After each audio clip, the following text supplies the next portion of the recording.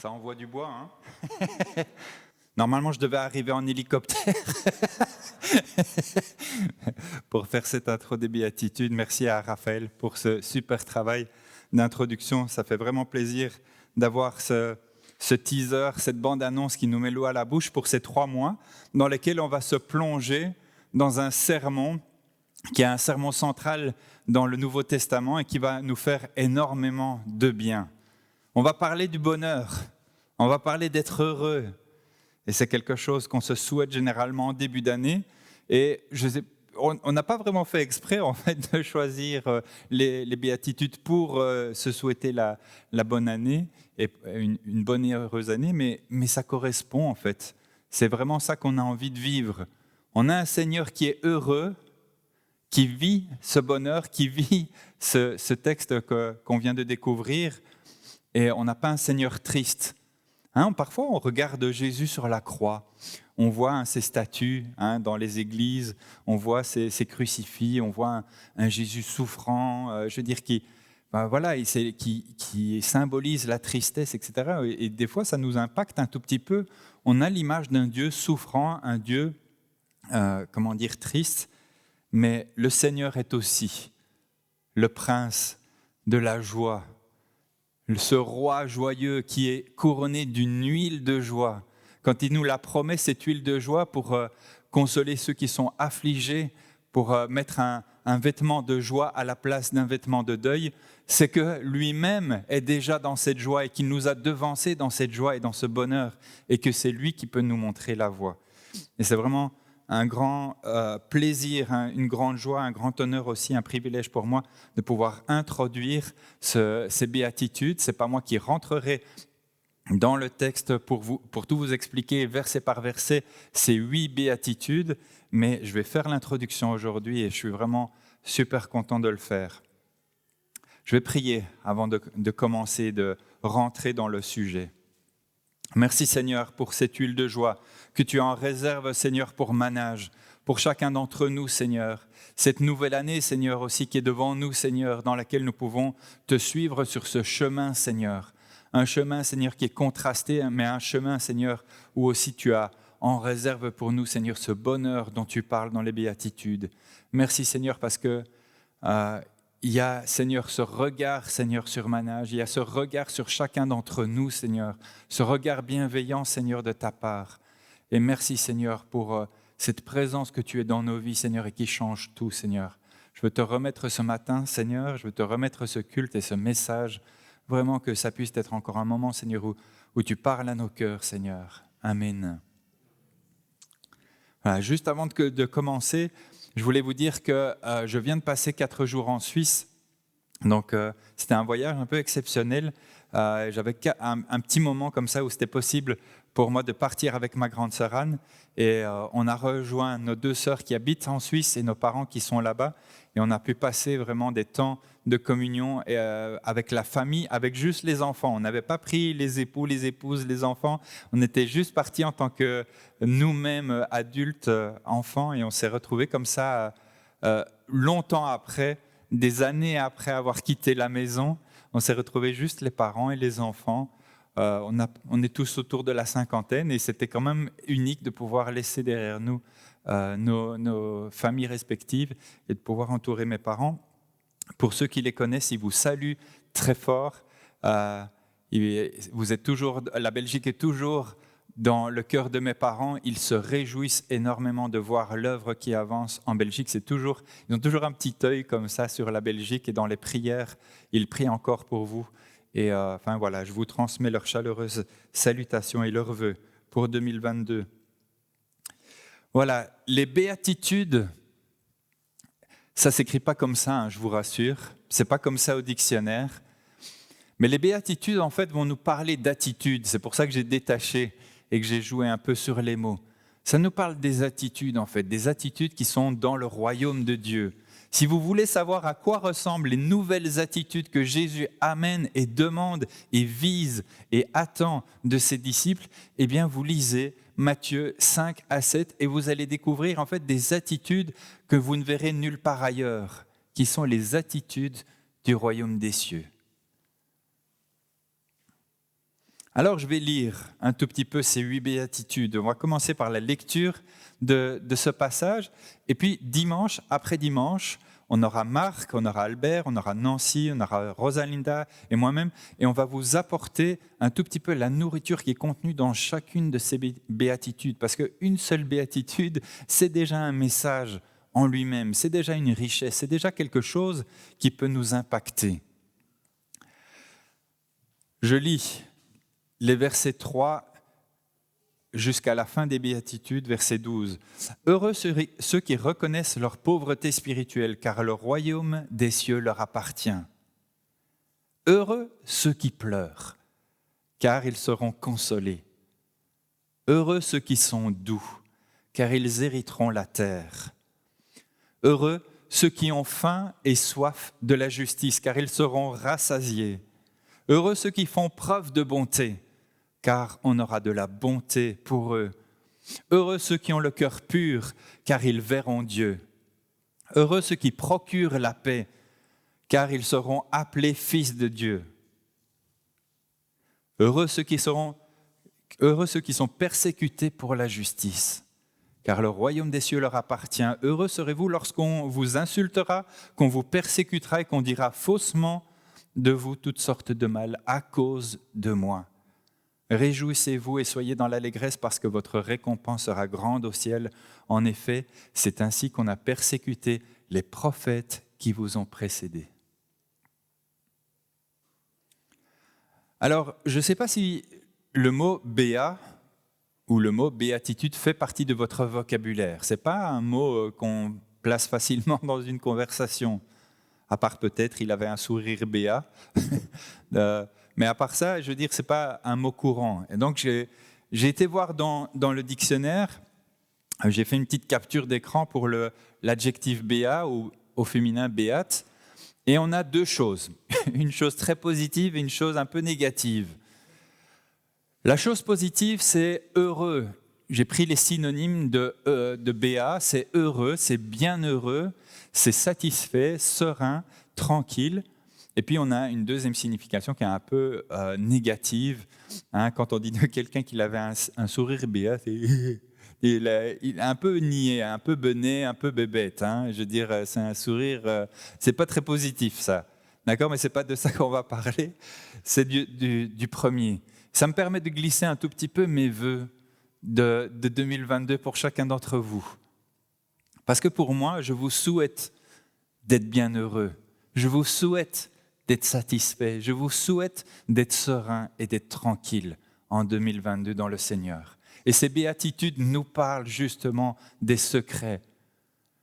Dieu nous donne les clés pour ouvrir les portes du bonheur. Et les béatitudes, c'est partager ces clés, partager cette bonne nouvelle, rentrer dans la compréhension de ce sermon sur la montagne, rentrer dans ce que Dieu a voulu pour nous comme bonheur. Le contraire, tout en bas, c'est inquiet et tourmenté. Dans cette deuxième année de pandémie, et avec cette pandémie encore qui nous poursuit, et des fois des gens autour de nous qui nous disent « Omicron » et qui nous font peur comme ça, et pour qu'on reste dans la peur. C'est vrai, non ? Parfois, on peut être facilement perdre sa paix, perdre sa tranquillité et être vraiment tourmenté, être inquiet. En tout cas, moi, je suis passé par toutes les émotions depuis le début de la pandémie, mais maintenant, je suis apaisé. Omicron, ok, on en a vu d'autres. D'accord ? Le Seigneur était là pendant toute... Le Seigneur était là. Ce n'est pas que je me vante de l'avenir et que je fais fi des mesures et tout ça. Ne soyez pas dans ce discours-là. Mais je me dis, Dieu a été là jusque-là. Dieu était présent. C'est vrai qu'il y a eu des deuils. C'est vrai qu'il y a eu énormément de tristesse aussi.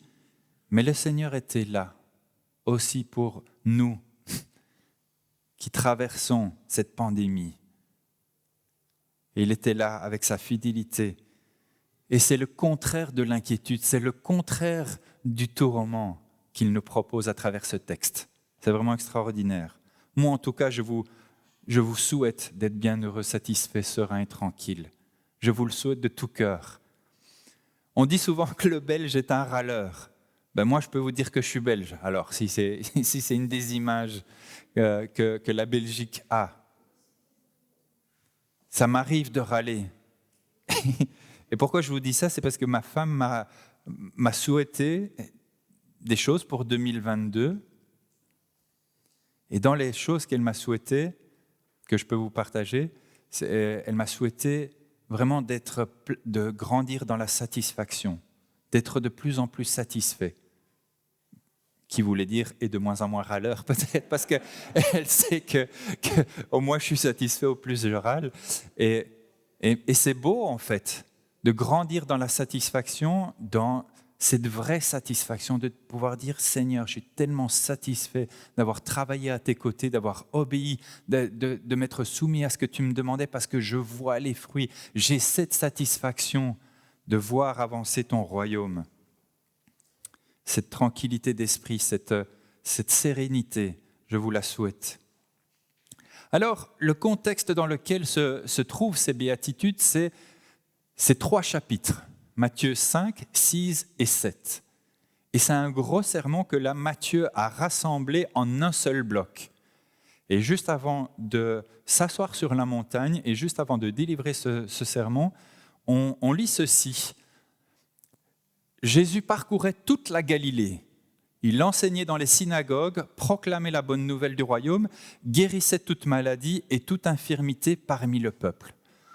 Et on trouve énormément de passages dans les évangiles, dans Matthieu, dans Marc, Luc et Jean, où on voit Jésus qui prêche. Mais c'est juste marqué, comme ici à l'écran, il enseignait, il prêchait ou il annonçait la bonne nouvelle.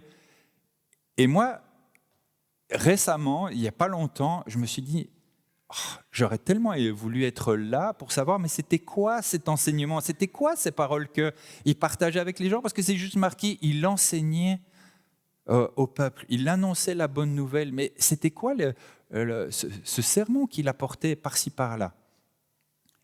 Et je n'avais pas réalisé, en fait, que cette bonne nouvelle de Jésus, ce qu'il annonçait, les mots qu'il utilisait au moment où il enseignait, c'était Matthieu 5, 6 et 7. Matthieu a choisi de réunir ça en un seul bloc. Et on pense qu'à l'époque, Jésus a prêché plusieurs jours, que ce bloc de 3 chapitres, en fait, c'est plusieurs jours d'enseignement où Jésus s'est assis avec ses disciples et les a enseignés sur c'est quoi le royaume de Dieu, c'est quoi les valeurs du royaume des cieux, c'est quoi les attitudes de quelqu'un qui est né de nouveau, qui est devenu disciple et qui est rentré dans ce royaume. Et Matthieu est le seul à faire ça. Matthieu est le seul qui a regroupé tout en 3 chapitres. Tous les autres évangiles, en fait, nous proposent comme ça des petits morceaux de ce sermon qui sont dispersés partout dans l'évangile et que Jésus a prêché à plein d'occasions. Ce qui nous fait penser, en fait, que ce qu'on a là, ce bloc-là du sermon sur la montagne, c'est ce que Jésus a parlé aux foules. C'est ce qu'il a donné aux foules comme nourriture pour leur parler du royaume de Dieu. Et il l'a fait à plusieurs occasions. Il ne donnait pas tout ce qui était là dans le sermon sur la montagne en une fois, mais par petits morceaux comme ça, partout où il allait, il annonçait ça. Et nous, on va se focaliser pendant quelques semaines sur une petite partie de ce sermon sur la montagne. Tu peux mettre la slide suivante. On a quelques étapes de ce fameux verset de Matthieu 28. Vous vous rappelez de Matthieu 28, on a Jean-Daniel Leclerc qui est venu nous parler, qui est venu nous apporter le message et qui nous a dit « mais allez annoncer cette bonne nouvelle ». Et je pense qu'en 2022, on veut prendre ça à cœur, de ne pas garder la bonne nouvelle pour nous, mais de pouvoir la partager. Allez, faites de toutes les nations des disciples, baptisez-les au nom du Père, du Fils et du Saint-Esprit et enseignez-leur à mettre en pratique tout ce que je vous ai prescrit. Évidemment qu'on veut prendre ça à cœur en 2022. La première étape sur laquelle mon petit bonhomme s'est arrêté, c'est aller. Il y a un ordre d'aller. Ce n'est pas seulement faites venir dans l'église, mais c'est aussi aller là où les gens se trouvent, tout simplement, là où ils sont dans les ténèbres. Et puis tu parles à quelqu'un, et puis s'il mord à l'hameçon, s'il reçoit ton message, s'il veut continuer, s'il veut en savoir plus, eh bien, tu as là une porte qui est ouverte. Et tu peux commencer à prier vraiment, enfin tu peux déjà prier avant, hein, mais je veux dire, tu peux continuer ce travail et cette discussion. Si la porte se ferme, si la personne est agressive, si elle te crie dessus, si elle t'envoie sur les roses, tu passes à la suivante. Cette porte-là est fermée pour le moment et peut-être que dans la prière, on peut remettre ça à Dieu pour que la porte s'ouvre à un autre moment. Mais voilà, on va aller de porte en porte, c'est-à-dire de cœur en cœur, de contact en contact, et voir celui qui est prêt à recevoir une graine de vie. La deuxième étape, c'est... Non, tu reviens dessus. La deuxième étape, c'est se convertir. C'est d'accepter Jésus comme le Seigneur et Sauveur. Il y a la conversion, on fait un demi-tour et on va vers Dieu. On était loin, on était en train de marcher loin de Dieu, on était dans les ténèbres et Jésus nous ramène par son amour vers lui. Et on se convertit, on se donne à Dieu. Ça se fait parfois très lentement, hein. Jour après jour, année après année, il y a une parole qui est là et puis tout d'un coup, un jour, on est convaincu par le Saint-Esprit. La graine de vie est là, elle germe et il y a du fruit qui arrive. Et puis, on veut que tout le monde sache qu'on a rencontré Jésus, qu'on a rencontré cette lumière, qu'on a rencontré cet amour, cette vérité qu'on cherchait, ou parfois qu'on ne cherchait pas, mais c'est le Seigneur qui nous a trouvés. Et on veut dire à tout le monde, et on se fait baptiser parce qu'on veut que ça soit public, que tout le monde sache, j'ai changé de camp, j'ai choisi ma nouvelle équipe, je suis avec Jésus. Et après la dernière étape, c'est une vie d'obéissance. Plus tu obéis, plus tes pensées sont renouvelées dans la grâce. Plus ton cerveau, plus ton intelligence arrive à capter qu'est-ce qui est dans ce sermon sur la montagne et à comprendre les choses. Vous savez, le sermon sur la montagne, je ne vais pas prendre d'exemple pour ne pas être trop long, mais ce sermon sur la montagne, c'est des choses où on peut facilement se perdre en fait. Si quelqu'un te frappe, tends la joue, tu vas faire ça à chaque fois? Si tu n'as pas l'intelligence renouvelée, si tu n'as pas le Saint-Esprit pour savoir comment appliquer ça dans la vie de tous les jours, tu vas peut-être passer à côté de la pensée de Dieu. Tu vas peut-être passer à côté de ce que Dieu voulait vraiment dire à travers ce sermon. Et c'est pour ça que c'est intéressant au début, en introduction, que je vous dise que quand Jésus s'assied pour enseigner, c'est un signe hein, dans l'époque, celui qui s'assied, c'est celui qui enseigne. Donc, quand Jésus s'assied, en fait, il s'assied avec ses disciples. Et il enseigne ses disciples. Le sermon sur la montagne n'est pas pour les non-chrétiens. Tu ne vas pas prêcher le sermon sur la montagne à quelqu'un qui ne connaît pas Christ, qui n'est pas baptisé, parce qu'il faut une intelligence renouvelée. Il faut que le Saint-Esprit habite en toi pour que tu sois capable de recevoir les paroles du sermon sur la montagne et de pouvoir les vivre et les appliquer. Parce que sinon, tu peux vraiment comprendre quelque chose de tout à fait différent et vraiment passer par des temps de tristesse et de souffrance inutiles que Dieu n'a pas prévus pour ta vie, juste parce que, voilà, tu n'étais pas prêt à recevoir, tu n'étais pas disciple, tu n'étais pas dans une attitude d'obéissance où Dieu pouvait renouveler ton intelligence pour que tu comprennes exactement. Et c'est important que vous compreniez exactement ce qu'il y a dans ce sermon. Pourquoi ? Parce que c'est vous qui allez enseigner à mettre en pratique ces choses. Une fois que la personne s'est convertie et une fois qu'elle est baptisée, on est bien d'accord, sinon avant ça n'a aucun sens. Dieu s'adresse à nous en tant que disciples. Et Dieu a du temps pour ce sermon. Les choses se font jour après jour, année après année. Dieu a vraiment du temps pour que ce sermon, ces béatitudes prennent leurs racines dans nos vies et commencent à porter du fruit tout au long de notre vie. C'est pas que tu reçois le sermon un peu abatté, ok, tu es baptisé, et bien maintenant on va passer dans Matthieu 5, 6, 7, bam, et tu vas tu vas accéder à toutes les attitudes du chrétien, de celui qui est rentré dans le royaume, et boum, ça va se passer. Non, Dieu a du temps. Et plus tu obéis, plus tu es cette terre fertile, prête à recevoir la vie et prête à voir tout ce bonheur des béatitudes rentrer dans ta vie et être appliqué. C'est vraiment quelque chose que Dieu veut pour nous, qu'on soit dans une démarche de vie d'obéissance. Parce qu'alors, il continue à renouveler notre intelligence. Il continue à nous faire comprendre exactement quelle est sa volonté et comment y obéir et comment porter du fruit. Alors, la dia suivante nous montre que les béatitudes, en fait, arrivent un peu comme un choc. Si vous passez une certaine partie de votre vie à être dans le monde, être nourri de la philosophie du monde, de la pensée du monde, vous regardez des séries, vous lisez des bouquins, vous écoutez vos proches parler, vous écoutez la télévision, etc. Et vous êtes bombardé de la pensée du monde, et vous arrivez aux béatitudes, bouf, vous êtes devant un espèce de choc, vous dites mais c'est pas compatible, quoi. C'est deux mondes complètement différents. Il n'y a pas possibilité de les mettre ensemble. C'est vraiment déjà deux rois différents. Matthieu nous dit que c'est le royaume des cieux, les autres évangiles nous disent que c'est le royaume de Dieu, c'est exactement la même chose. En fait, les béatitudes, ce sont des attitudes que nous avons dans ce royaume-là.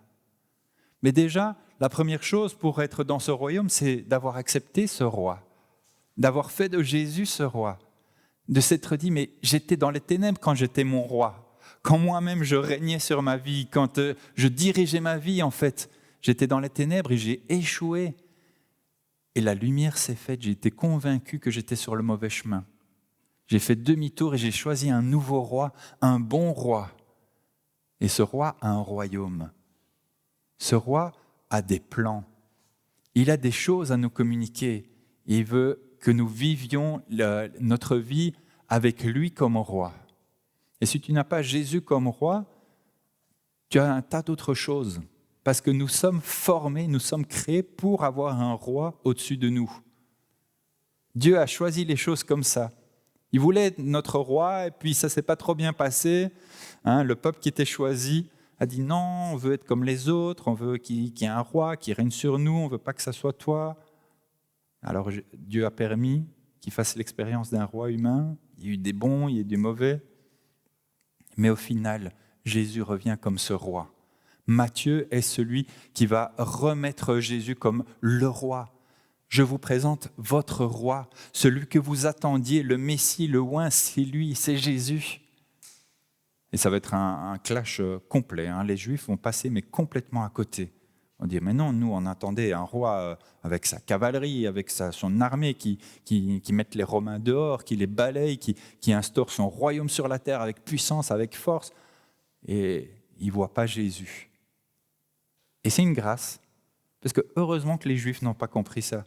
Parce qu'à cause de leur endurcissement, à cause de leur refus, du coup, le salut a été disponible pour les Belges, pour les Congolais, pour les Suisses, pour les Italiens, pour les Français, pour toutes les nationalités. Avant, c'était vraiment réservé pour les Juifs. Et un jour, les Juifs reviendront vers Jésus. C'est dans les prophéties. C'est pour ça qu'il ne faut pas jeter le bébé avec l'eau du bain, comme on dit, et mettre les Juifs de côté. C'est aussi une opposition de lieu. Jésus vient et dit « Le royaume des cieux s'est approché de vous ». Il ne dit pas « Je vais instaurer mon royaume sur la terre ». Il y en a qui pensent, il y a des chrétiens qui pensent qu'il faut faire en sorte d'avoir des chrétiens qui sont aux commandes et des chrétiens qui règnent et qui dirigent les peuples, parce que c'est comme ça que le royaume de Dieu s'établira sur la terre. Moi, je ne suis pas contre les chrétiens en politique. Je les soutiens, je veux bien prier pour eux. Mais là où le royaume s'exerce, c'est sur ton cœur. C'est quand ton cœur adore ce roi et accepte ce roi que le royaume des cieux est là, est visible, il est palpable et on peut voir ses attitudes en action. Le royaume de Dieu, c'est un royaume céleste. Le royaume de Dieu n'est pas de ce monde. Il n'est pas terrestre. Il est visible à travers toi, mon frère, ma sœur, mais ce n'est pas, un royaume que Dieu veut avec des lumières, des feux d'artifice, avec télévision et compagnie, avec les moyens du monde. C'est quelque chose dans le quotidien qui passe à travers toi. Et puis c'est évidemment des oppositions de manière de vivre. Les séries télé, pour moi, c'est quelque chose de bon et de mauvais. De bon à petite dose, quand c'est vraiment une chouette histoire qui nous accroche bien et qu'on a beaucoup de plaisir à regarder, mais c'est une mauvaise chose quand on a tellement de place pour les séries qu'on n'a plus de place pour la parole de Dieu. Parce qu'à travers les séries, Satan met en place ses pions. L'homosexualité, c'est normal. La tromperie, c'est normal. L'adultère, c'est normal. Et il est là avec ses pions, il les met en place à travers quoi ? À travers le monde. Et ce que le monde propose. Et si pour contrebalancer ça, tu n'as pas un ancrage dans la parole de Dieu, tu vas complètement être perdu dans les béatitudes, tu vas être complètement choqué, tu vas dire c'est impossible, c'est même contre ce qu'on m'a appris qui était juste. On m'a appris à accepter tout le monde, à être tolérant, à dire c'est bien si tu es homo et tout ça. On nous a appris tout ça dans les séries.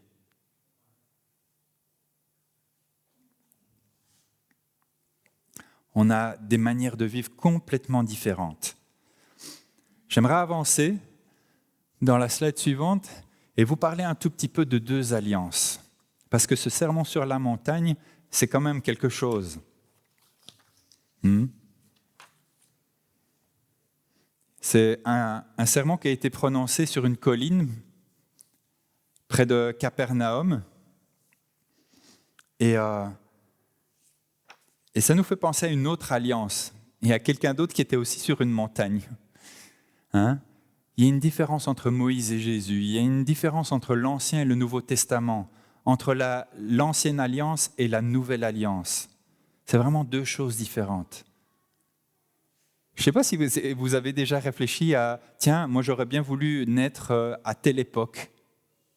Vous avez déjà eu ce petit délire de se dire « Ah tiens, moi j'aurais bien aimé naître à telle époque ». En tout cas, moi, il y a une époque où je n'aurais pas du tout voulu vivre, c'était dans l'Ancien Testament. Déjà parce que je ne suis pas juif, donc déjà j'avais aucune chance de pouvoir m'approcher de Dieu et d'être dans le peuple élu. Mais de 2, parce que Jésus a révolutionné tellement de choses par rapport à Dieu que je n'aurais pas voulu vivre dans l'Ancien Testament.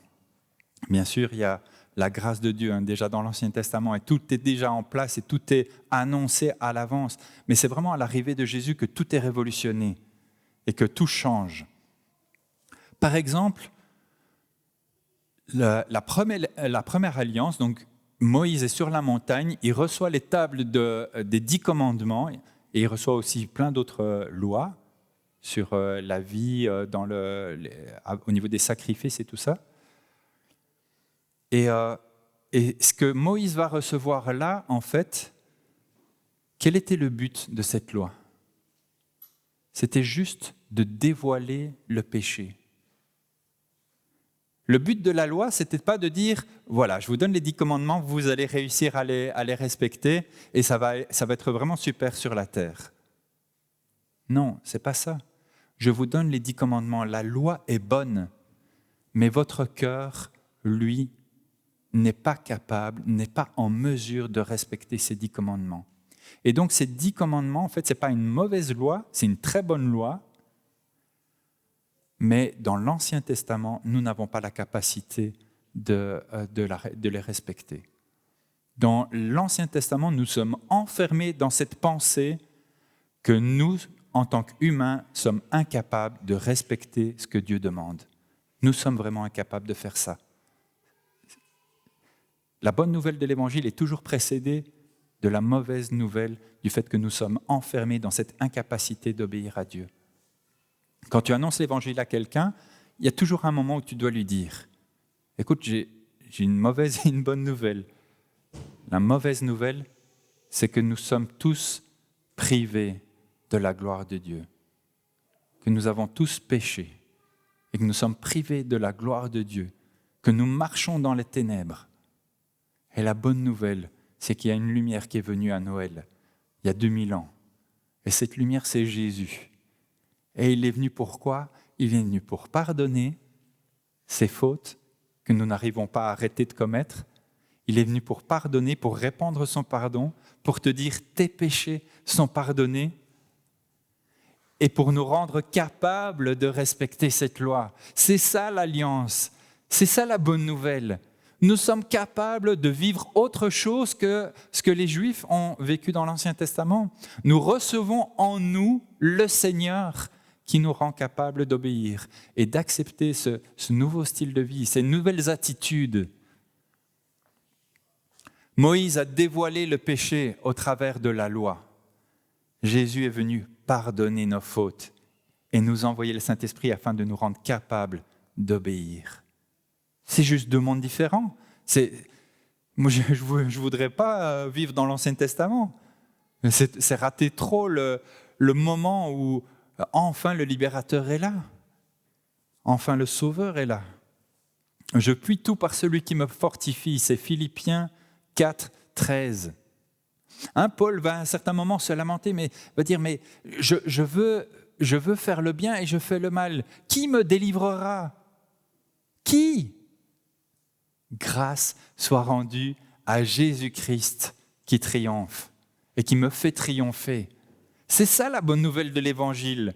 On n'est plus sous la loi, mais on est sous la grâce. Pourquoi?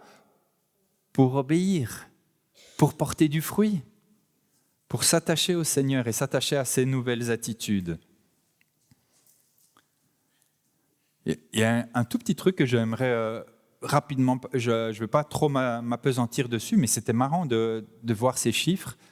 Vous savez qu'au moment où Moïse donne la loi, le peuple s'est détourné complètement de Dieu. Il a dit aux frères de Moïse, à Aaron, on veut une idole, comme on a vu en Égypte, donc une statue.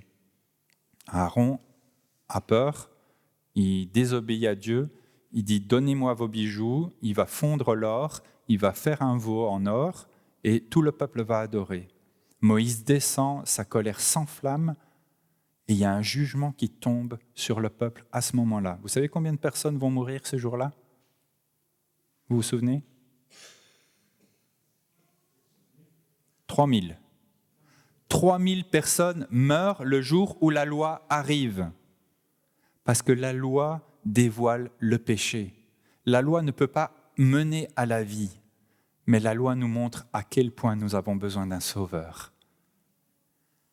Et puis il y a Jésus qui arrive, qui marche sur la terre, qui nous enseigne, qui guérit les malades, qui remonte au ciel, et puis qui envoie son Saint-Esprit. Et qu'est-ce qui se passe le jour où il y a le Saint-Esprit qui arrive sur terre?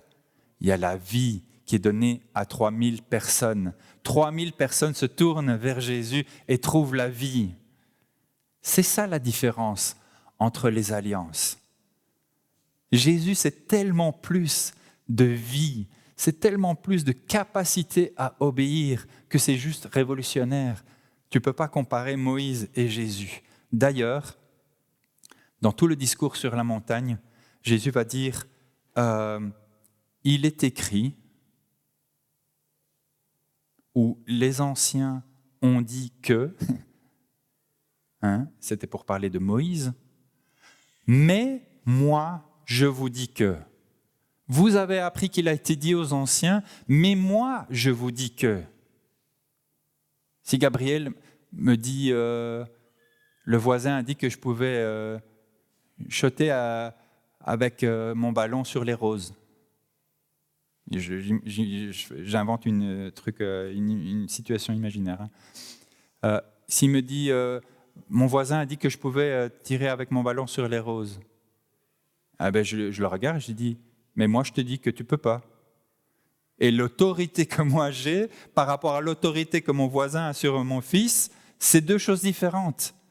Et quand Jésus dit, mais moi je vous dis que, c'est que le niveau d'autorité de Jésus est au-dessus du niveau d'autorité de Moïse. Et il va aller beaucoup plus loin que ce que Moïse a été, puisqu'il va dire, par exemple, vous avez appris qu'il a été dit aux anciens, tu ne commettras pas d'adultère, mais moi, je vous dis que celui qui regarde une femme pour la convoiter a déjà commis... Donc il va beaucoup plus loin en fait que la loi. Et c'est mon slide suivant.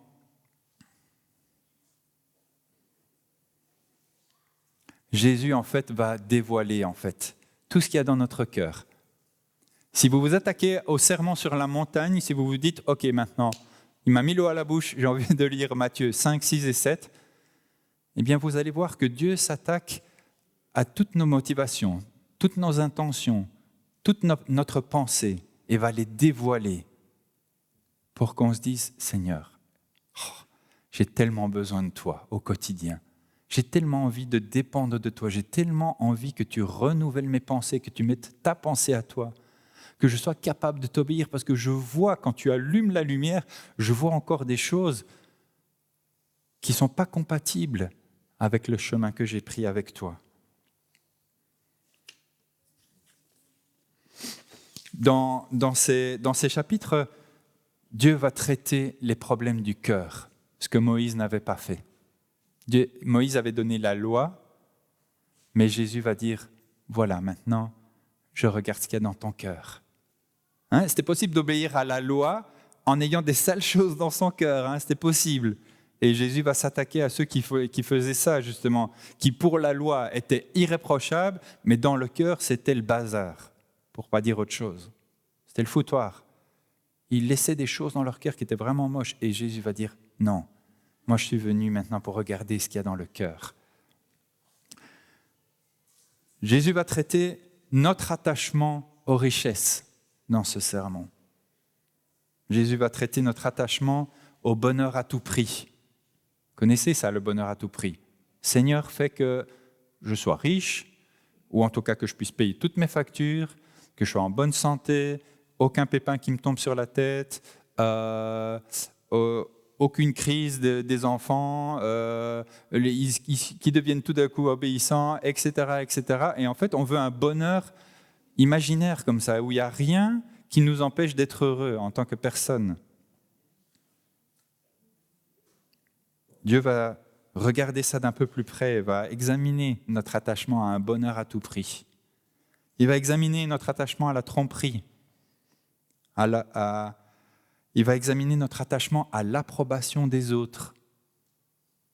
Si tu es tellement attaché à l'approbation des autres, tu vas tomber dans un piège, et Dieu examine ça dans ces chapitres-là. Dieu va examiner aussi notre attachement à l'apparence, paraître de bons chrétiens. Et il va aussi examiner l'attachement aux intérêts personnels à travers ce discours. Et il va nous amener à la lumière. Et puis là, tu as deux choix. Soit tu reconnais, Seigneur, c'est le foutoir dans mon cœur, s'il te plaît, quand c'est le bon moment, tu enlèves cette chose-là. Et Dieu dit, t'inquiète, j'ai mon plan. Je traite une chose après l'autre dans ta vie, t'inquiète pas. Et il va traiter ça à travers les béatitudes. Et Dieu va vraiment toucher notre cœur. Et c'est quelque chose de révolutionnaire que l'Esprit veut faire à travers son Église, à travers son Esprit et à travers nous. Regardons ça dans Jérémie. C'était déjà annoncé dans l'Ancien Testament. Mais voici l'alliance que je ferai avec la communauté d'Israël. Après ces jours-là, déclare l'Éternel, je mettrai ma loi à l'intérieur d'eux, dans leur cœur. Je l'écrirai dans leur cœur et je serai leur Dieu, ils seront mon peuple. Ça y est, à travers Jésus, c'est fait. Dieu grave ses lois, Dieu grave son bonheur, Dieu grave ses attitudes dans mon cœur directement pour que ça prenne vie. C'est juste extraordinaire ce que Jésus fait par rapport à l'Ancien Testament. C'est le jour et la nuit. Et maintenant que tu connais Jésus, alors tu peux regarder l'Ancien Testament et relire l'Ancien Testament avec les lunettes de la grâce, avec les lunettes de Jésus. Et là, tu vas aller chercher toutes les richesses qui sont dans l'Ancien Testament, qui vont te nourrir, qui vont te fonder, qui vont te faire du bien.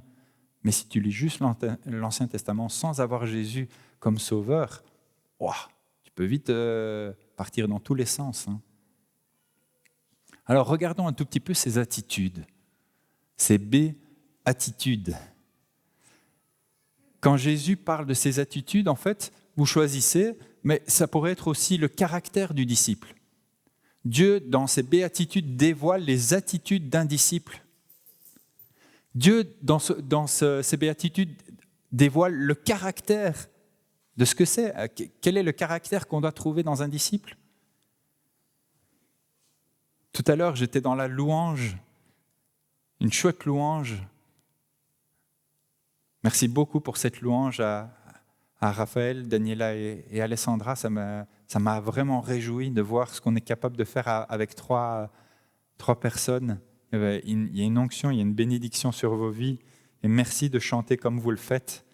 C'est vraiment super, ça nous bénit. Et pendant ce moment de louange, je me disais, mais c'est incroyable, comme des fois on se sent indigne. On vient au culte, on loue le Seigneur, mais des fois on se sent tellement indigne. S'il y avait des colonnes, on se cacherait derrière. Parce qu'on se sent indigne. Quoi? Moi, disciple, tu comptes sur moi, Seigneur? Vraiment, là, tu comptes sur moi pour que le royaume s'étende? C'est vraiment sur moi que tu comptes? Et là, pendant cette louange, je vous regardais.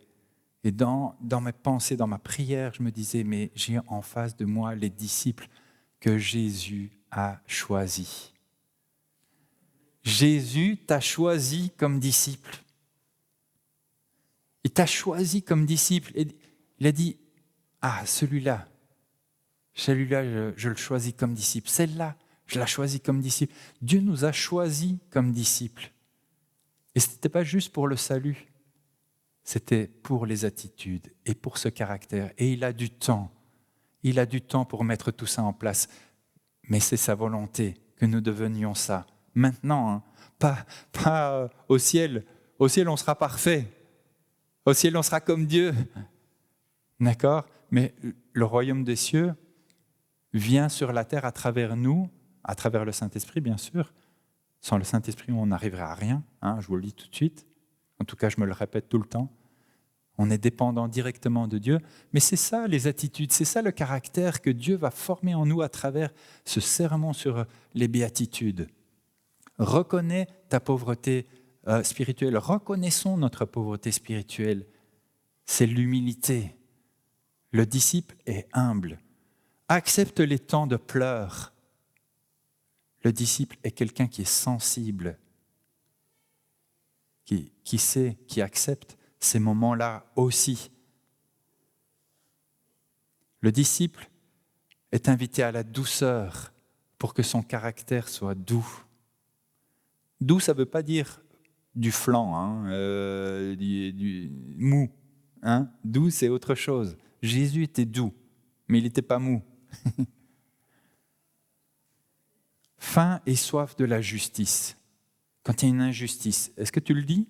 Tu dis non, ça c'est pas juste. C'est ça le disciple. Il se lève, il dit les choses, il ne laisse pas faire les injustices. Il ne fait pas en sorte que l'injuste et le méchant se disent « cool, il n'y a personne qui me dit quoi que ce soit, je vais continuer ». Non. Le disciple, dans le royaume de Dieu, c'est quelqu'un qui a faim et soif de la justice. Et au contact de Dieu, il devient juste. Il fait preuve de bonté. Son caractère est bon. Il a un cœur pur parce que Jésus-Christ l'a purifié et continue jour après jour de le purifier parce qu'il a décidé de marcher dans l'obéissance.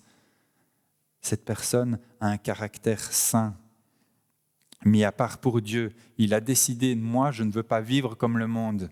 Le monde vit comme ça, mais moi, je suis Jésus. Et c'est ça que je veux vivre. Je ne veux pas vivre comme le monde. L'attitude, c'est de procurer la paix. Est-ce qu'on est utilisé par Dieu pour être des réconciliateurs? J'ai fait les choses comme ça. Maintenant, chaque prédicateur qui aura en charge les béatitudes aura toute liberté de partir dans la direction qu'il veut parce que c'est tellement riche. Mais j'ai fait, comme c'est l'introduction, je vous fais un petit résumé. Est-ce que tu es réconciliateur? Est-ce que tu es un ambassadeur de paix? Est-ce que tu es quelqu'un qui rassemble? Est-ce que tu es quelqu'un qui réunit, qui apaise? Est-ce que tu es quelqu'un qui a une bonne parole? Les proverbes nous disent qu'une bonne parole apaise. Est-ce que tu es engagé au point de te dire un jour, je serai peut-être persécuté parce que mon Seigneur aussi a été persécuté? Est-ce que tu veux accepter d'être persévérant même si ça va te coûter la persécution? Et quand je regarde la colonne de droite, humble, sensible, doux, juste, bon, saint, réconciliateur, persévérant, je retrouve Jésus. Je me dis, mais c'est Jésus ça. Je vois le caractère de Jésus et je vois qu'en fait, ce caractère va devenir mon caractère. Je vais laisser Jésus faire, je vais le laisser être roi, je vais le laisser me guider, je vais lui obéir même si je ne comprends pas toujours. Je vais marcher dans cette obéissance et il va m'éclairer, je vais pouvoir être capable d'enseigner mieux. Je vais enseigner comme Jésus. Jésus, il n'ouvrait pas la bouche, il enseignait. Il ouvrait la bouche, il enseignait. Quoi qu'il fasse, qu'il ouvre la bouche ou qu'il ferme la bouche, sa vie enseignait les foules. Et moi, je veux la même chose pour ma vie. Que je parle ou que je me taise, je veux que ma vie soit un témoignage pour rendre gloire et pour diriger les gens vers Jésus. Pour dire ce que moi j'ai trouvé, c'est Jésus. C'est disponible pour toi, c'est gratuit. Voilà un tout petit peu ce qui nous attend, voilà un tout petit peu comment le Seigneur nous invite à quelque chose de profond et il nous dit que si nous connaissons ça, nous sommes heureux. Beatus, en latin, ça veut dire heureux. Heureux. Jésus nous parle du bonheur. Et il nous dit aussi, c'est mon dernier slide, il nous dit aussi que si tu veux connaître ce bonheur-là, si tu veux connaître ces attitudes-là et avoir ce caractère-là, tu te feras persécuter. Tous ceux qui voudront vivre ce bonheur-là, échapper au bonheur que le monde propose pour connaître autre chose, qui nous satisfait, qui nous remplit, qui couvre notre tête d'une huile de joie, eh bien nous serons alors persécutés. Et j'ai pris comme exemple Daniel, parce que Daniel était injuste. Il était juste, il était injuste. Et dans Daniel 6,5, on lit ceci, les responsables et les administrateurs cherchèrent alors une occasion d'accuser Daniel en rapport avec les affaires du royaume. Cependant, ils ne purent trouver aucune occasion de le faire, aucune faute de sa part, parce qu'il était fidèle et qu'on ne trouvait chez lui ni négligence ni faute. Une grâce spéciale était sur cet homme, parce qu'il était dans l'Ancien Testament. Et il portait déjà la présence de Dieu dans ce peuple qui ne connaissait pas Dieu. Et ils cherchaient tous à l'accuser et ils ne trouvaient pas d'accusation, parce qu'il s'était attaché à Dieu, il s'était attaché à la justice. Et ces gens-là persécutaient Daniel. Ils voulaient le dégager. Daniel les gênait. Et quand vous voulez vivre les béatitudes, vous allez parfois être dégagé. Il y a peut-être des voisins qui vont vous fermer la porte parce que vous arrivez avec la lumière et qu'ils n'ont pas envie d'accueillir la lumière. Mais Dieu a mis sur votre chemin des gens qui attendent cette lumière à travers vous. Vous êtes un maillon pour leur apporter ce moment de lumière, cette parole. Et nous avons un rôle à jouer en 2022. Je sais que le Seigneur a le bonheur pour nous. Je me réjouis de cette huile de joie que le Seigneur a en réserve pour l'église de Manage. Vraiment. C'est quelque chose de beau. Et quelque chose que Jésus recherche chez ses disciples. Quelque chose qui se développe dans la croissance et dans la maturité du chrétien. Ce serait génial, hein? Que nos voisins, nos collègues, les gens de notre famille cherchent chez nous. Hein? Ils cherchent une occasion de nous accuser, de dire « mais t'es pas meilleur que nous, hein, toi, avec ton Jésus ». Ils cherchent et comme chez Daniel, ils ne trouvent pas. Ce serait génial, ça. Alors on se sent tout petit, on se dit « ouh là là, si mes proches cherchent un truc pour me dire que les chrétiens ne sont pas meilleurs, ils vont en trouver 2, 3. C'est pas bon, ça. » Mais 2022, c'est une étape de maturité en plus dans ta vie. Accepte ce Jésus qui fonde la capacité d'obéir au Seigneur. C'est lui qui a obéi. C'est lui le juste. Et il est là dans ton cœur, il est là dans ta vie. Il te rend capable au jour le jour de quitter des voies que le Seigneur n'approuve pas pour rentrer dans les voies que Dieu approuve. C'est juste merveilleux. On va se placer devant Dieu avec beaucoup d'humilité en disant, Seigneur, ce caractère, tu veux vraiment le mettre en moi? Tu veux vraiment que je sois tout ça? Je me sens tellement loin. Mais avec humilité, on va dire, oui Seigneur, c'est ce caractère-là que je veux. Oui Seigneur, c'est ce bonheur-là que je veux. J'ai renoncé au monde pour connaître ta joie, ton bonheur. L'attitude juste qui sied à ceux qui sont enfants du royaume. Merci Seigneur pour cette parole, Seigneur, qu'elle ne soit pas une parole qui nous écrase, mais au contraire la bonne nouvelle de Jésus qui habite dans nos cœurs pour changer nos vies et rediriger ce monde vers cette lumière qui est venue à Noël, vers ce Jésus qui est capable de changer les familles, de mettre la joie là où il y avait la tristesse et les disputes, de mettre la réconciliation là où il y avait les cris, les engueulades,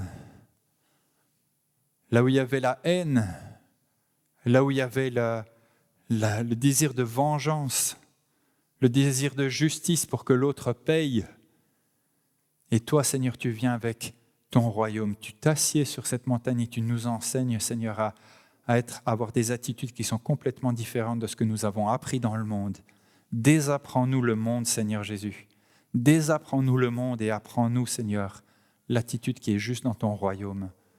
Merci, Père, pour l'onction qui est sur nous, Seigneur. Merci pour la joie que tu as quand tu regardes chacun de nous en nous disant « Je t'ai choisi pour que tu sois mon disciple ». Merci, Père, pour cette élection. Nous ne comprenons pas pourquoi tu nous as choisis. Mais nous voulons marcher en tant que disciples. Nous voulons avoir les attitudes qui vont avec le disciple. Nous ne voulons pas renier, Seigneur, ce qui fait la force de notre évangile, Seigneur. Cette croix qui est plantée, Seigneur, pour faire de nous des gens pardonnés, qui peuvent maintenant choisir le bien, qui ne sont plus esclaves de la peur, qui ne sont plus esclaves du mal, mais qui ont un nouveau maître, Seigneur, un nouveau roi, une nouvelle attitude, Seigneur. Merci, Père, dans le nom de Jésus. Amen.